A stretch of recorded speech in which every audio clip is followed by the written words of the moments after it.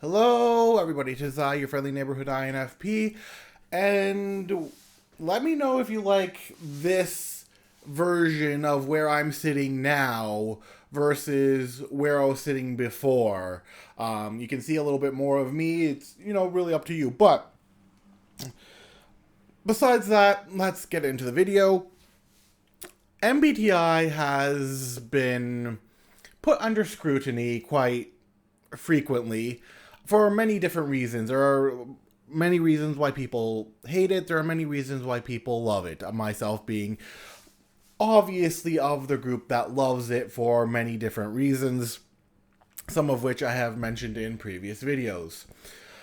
As for the people who are causing up drama or don't like it, I'd like to look at some of that right now.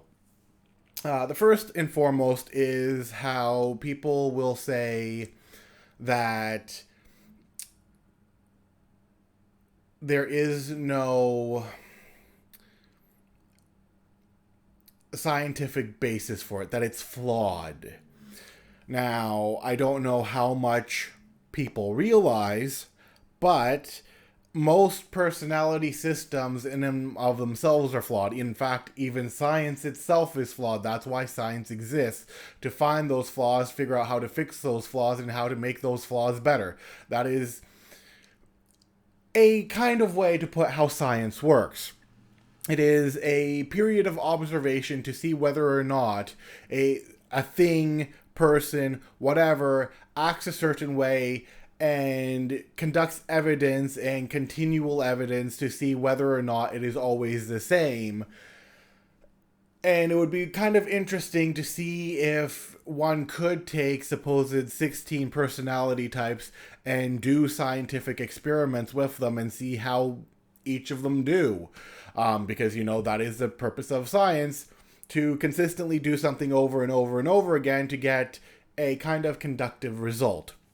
To expect things to be perfect and to expect things to fall into place is, I want to say, almost nonsensical. Nothing in the world works like that, because nothing in the world is quote unquote perfect, and nothing follows a perfect flow, because everything has chaos. Everything is flawed to some degree or another. There is no, at least not that I'm aware of it, perfect anything, unless you cause the computer to go and do it, in which case that kind of defeats the purpose. But my point remains that when it comes to areas like personalities, to expect it to fall under a scientific category, you can't. Personalities are unpredictable. They go many different ways, and then to put MBTI under that scrutiny because it's not scientific is kind of a silly argument, in my opinion. And the next bit is a little similar, but in the sense of MBTI isn't accurate because I keep getting different results every time I take the test. Yeah, one, because you're not actually giving yourself true introspection. Two, you're probably taking online tests and not going through MBTI practitioners, which in and of itself can be flawed as well. They aren't perfect, but they can help you get a better view as to what your personality type is if you want to go there. But if you truly want to find your true type, it requires some serious introspection. I went through at least 2 or 3 books. I went through multiple sites, like across the board, probably over 10, read multiple articles, multiple blog posts. When I did the thing that INFPs do, I did so much introspection that I was able to feel that I had enough valid information to call myself an INFP, because I took what the online test did, which everyone should always take with a grain of salt, because those online tests will vary depending on how you feel about certain things at any key point in your life. Because one year you may feel one way and the other year you may feel another way, and boom, you get different types.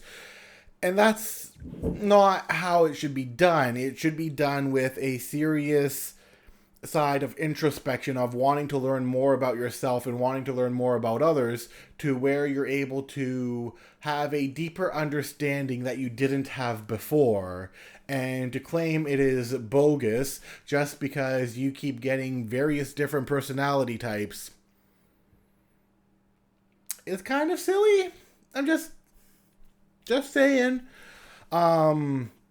Then, of course, we have the whole, well, MBTI is just like astrology. I'm going to stop you right there. Shush, shush, shush, shush, shush, shush. This is probably one of my bigger pet peeves when it comes to MBTI and people saying, it's like astrology. No. Astrology states that you are going to be this personality type based on the star sign that you got when you were born. Which is absurd, because there have been so many, like, if there's a thing that the Barnum effect is constantly pointing at, it would be astrology. Now, a lot of people in the astrology community may get mad at that, and that's fine, but MBTI is most definitely not like astrology in the sense that it gives you your personality based on your interactions with the world around you and how you interact with the world around you. It's based on observance, on how you act, not on, oh, well, you were born in November, you must be a Sagittarius. What? No.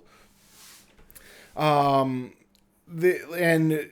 it's based on observance, looking at how the kids growing up perform in various different situations, how when they get into their adult life and get more mature, how they deal with various situations, how they handle various situations, how they go about life in general.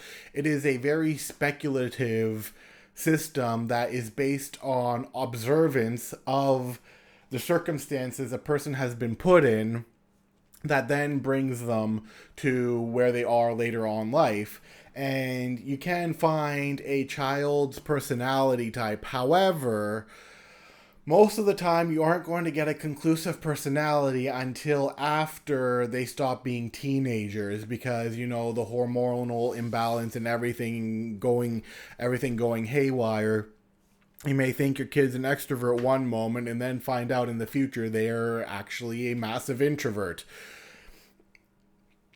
There is a growing period that allows you to speculate and go, well, maybe they're this, but usually it is based on action, circumstances, how they react, how they do certain things. And yes, there are even books that go over how people of different personality types are as kids, and there are, it's not just MBTI, it's like so across the board that it's not even funny. And to like just blame MBTI for being like astrology in this sense is a little weird, because MBTI is based on observational data, not what star you're born under.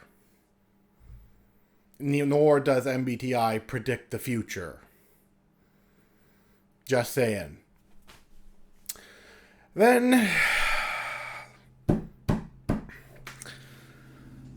we have the one that has been irritating me since, I want to say yesterday was when I saw it. I think it was yesterday. I went actually to bed. A little irritated, actually. So before I go on, I am not the best debater, best argumentator, and best whatever. It's not my realm. It's not what I do. I am, in fact, very bad at it. Despite that,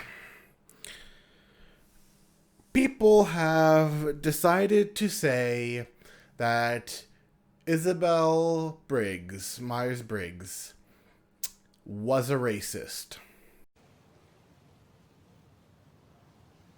Right. Why do they say she was a raving racist? From anything that I could find, it's based on one book. One of her mystery books, Ghosts of Hold On, is a book by the name of Give Me Death. In it, the N word is mentioned, and before I go on, I'm going to leave a link down below so you can figure out the history of the N word and decide whether it's racist in the context in which she used it or not. But basically during her time frame, from all the, because yes, unlike some other people who got, emotionally whatever, I actually decided to go into some research and see what the deal was. And I discovered that back then, during her time, it was a very common phrase. This was in the late 1920s, early 1930s. And it was a kind of surprise twist at the end because this family had been mysteriously killed and kept being killed one by one until the end, when they find out that they killed themselves because they discovered somehow, I guess through family lineage or whatever, that part of their family came from black people. And that upset them so much that they decided to off themselves. Then, apparently at the end of that, the detective states this phrase, and this is where people will say, this is why she is racist. Because the detective states, maybe it was for the best. Now, one could say that he was saying that because they discovered they had black lineage in them, whatever. And, he was just as racist as they were, thus proving she was racist and yada, yada, yada. Or a far more likely and more of a segment is him saying that, well, maybe it's best that these people died because of them viewing people this way, of them viewing their lineage this way. Maybe it was best that they did this to themselves if they are going to hold this much hatred. Two ways to take it, and yet the people who claim racism are the ones to take it the actual racist way. I wonder who the actual racist is. So, forgive me my, shall I say, misgivings if I don't believe for a single second, if that's the only evidence that they have for her being racist and using a commonly used term to describe black people back then, and a guy saying maybe it was for the best, which could mean two very different things.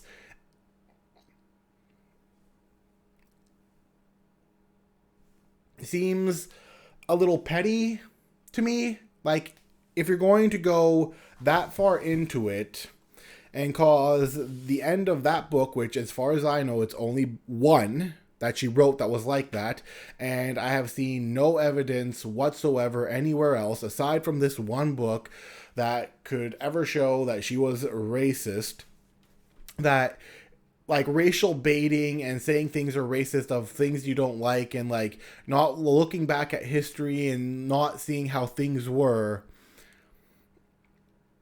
is rather petty, because not only are you putting today's social norms where you shouldn't be putting today's social norms, because today's social norms did not exist back then, but you're also claiming things that may or may not be true and claiming it as the truth based on a book of fiction that could be taken two very different ways. I'm just saying. I am just saying. So, with that being said, let me know what you guys think. Is it okay to label someone as racist based on the norms of something that happened about over 70 years ago, if give or take. Maybe closer to 80 years ago. It was in the late 1920s, early 1930s. So it's been a good number of years, almost. Actually, if we're looking at, if it's 2020 and this was in the early 1930s, so it would be closer to 90 years. So 90 years ago, this happens, and you're claiming it's racist.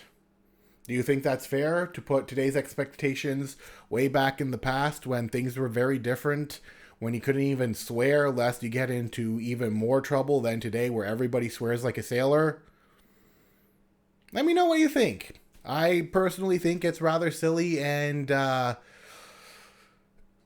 of dumb and petty. Because, if you showed that to a lawyer, they were saying, what, you're basing this off of one book, a fiction? Forgive us our lack of whatever. Because, yeah, this is just one of those things of where I'd just be like, press X to doubt. Press X to doubt. So yeah, let me know what you guys think, and if you enjoyed this video, please do like, share, and subscribe, and, help me get into those higher numbers. Until next time, bye-bye.